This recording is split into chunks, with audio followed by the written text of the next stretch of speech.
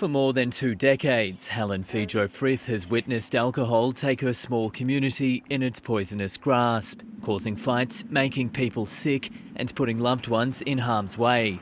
I've seen so many young people pass away that I've seen from little ones, that had grown up into young men, and that it's really sad. Liquor is banned in the urban Indigenous community in the heart of Darwin she presides over, but the 75-year-old says it still finds its way in. Police do get called in, but like I said, they're in and out half of the time. Alcohol bans here and in many other Indigenous communities are a legacy of the 2007 intervention, also known as the Northern Territory Emergency Response. We'll ban the sale, the possession, the transportation, the consumption and broader monitoring of takeaway sales across the Northern Territory.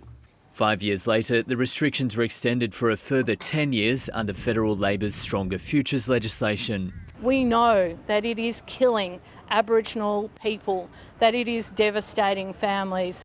The NT government says the Commonwealth laws were racist blanket measures. It recently passed legislation requiring affected communities to opt in to liquor restrictions if they wanted them to continue beyond when they expired last week. People living in urban centres who have the luxury to go home every night and pour themselves a glass of wine if they choose to, that's a right that's not afforded to remote Territorians. Despite the new legislation, alcohol will still remain off limits for most remote Indigenous populations across the NT. But 5 big communities, 5 smaller ones, and dozens of town camps are among the hundreds of places allowed to take alcohol policy into their own hands. Helen Fejo-Frith says the intervention left deep wounds. But Bagot's leaders have decided they want to keep their alcohol ban because of the problems drinking causes. With the alcohol, there's always some type of problem, whether it's a domestic one or something like that.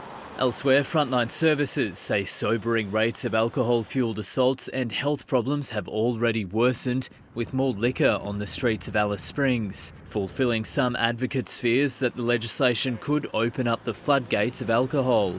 The problems with alcohol do always tend to flow on to broader society and to broader communities, and that's exactly what we'd expect to see happening to some degree. What we've seen since the ending of the Stronger Futures legislation is 54 incidents of domestic violence over a 48-hour period in Alice Springs. Legal advocates say Indigenous people should have a right to self-determination after the intervention stripped them of decision-making power, leaving a legacy of shame.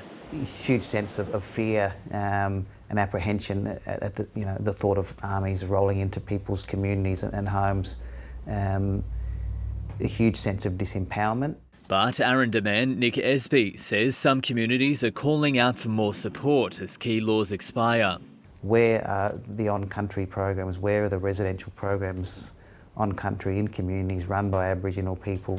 The Northern Territory government says it's assisting affected communities with ongoing support and resources. After the past 15 years, leaders like Helen Fejo-Frith hope it's a good faith commitment to work hand in hand. Jesse Thompson, ABC News.